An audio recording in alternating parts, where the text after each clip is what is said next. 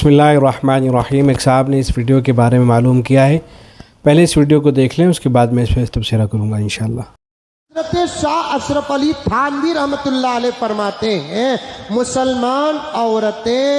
मुसलमान औरतें शादी के बाद अपने शौहर के भाई को देवर का लफ्ज़ इस्तेमाल न करे, निस्बती बिरादर कहो या हमारे भाई कहो या हमारे शौहर के भाई कहो, देवर का लफ्ज़ इस्तेमाल मत करो, इसलिए कि हमारे हिंदू भाइयों के मजहब में लफ्ज़ देवर आधे शौहर को कहा जाता है।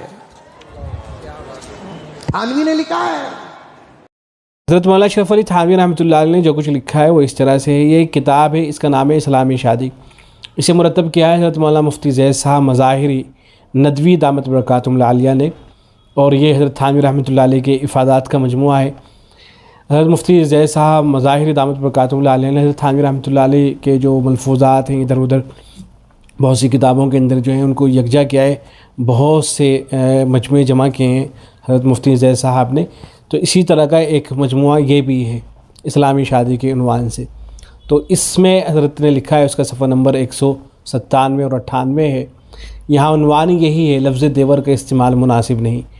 फरमाया यानी हज़रत थानवी रहमतुल्लाह अलैह ने कि देवर का लफ्ज़ जो हमारे यहाँ मुस्तअमल है बहुत बुरा है। वर हिंदी में शोहर को कहते हैं, ये और नहीं, वर हिंदी में शोहर को कहते हैं, और दे के माना है सानी यानी दूसरे के।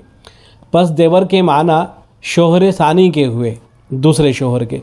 बाज़ जोहला के यहाँ देवर को शोहर के कायम मकाम समझा जाता है, इसलिए ये लफ्ज़ बदलने के काबिल है।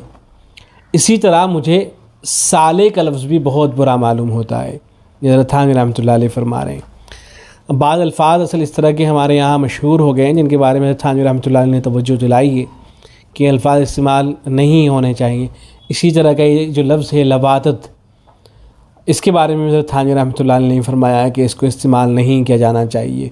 लूती या लवातत जो इस्तेमाल होता है, चुनांचे खुतबात हकीमुल उम्मत के अंदर है, हज़रत थानवी रहमतुल्लाह अलैह ने फरमाया कि साहिबो, मुझे तो इस फ़िल के लिए लफ्ज़ लवातत का इस्तेमाल बहुत ही नागवार होता है, क्योंकि लवातत का लफ्ज़ लूत अलैहिस्सलाम के नाम से बनाया गया है। तो ऐसे गंदे काम का नाम नबी के नाम से मुश्तक़ करना बहुत ही नाज़ेबा है। जिसने ये लफ्ज़ ईजाद किया है बहुत ही सितम किया है। मेरे नज़दीक ये लफ्ज़ अरबियत में दखील और मौलिद है। फ़ुसहाए अरब के कलाम में इसका इस्तेमाल नज़र से नहीं गुज़रा। अरबी में इसके लिए इतियान फ़िद्दुबुर का लफ्ज़ मालूम होता है, का लफ्ज़ इस्तेमाल होता है, या कोई और लफ्ज़ भी हो। बहरहाल लवातत का लफ्ज़ काबिल तरक है, और मेरे नज़दीक इग़लाम का लफ्ज़ मौलिद है। अरबी फ़सीह में भी इसका इस्तेमाल नहीं है। ये सब बात के खड़े हुए हैं। अस्सलामु अलैकुम व रहमतुल्लाह।